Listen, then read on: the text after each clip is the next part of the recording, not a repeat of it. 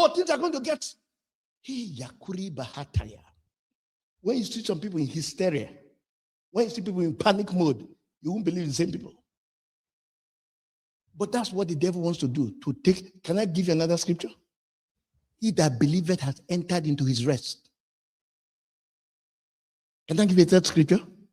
He that believeth shall not be put to shame. That's faith. The evidence that you have faith on the matter. I'm giving you three. First of all, you have ceased from your works. You know what, Satan?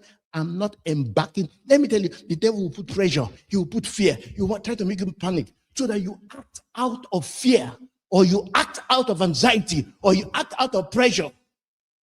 But if you decide to say, you know what? Stand still.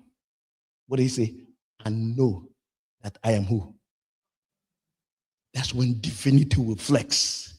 You see a flexing of divinity, but you must stand still.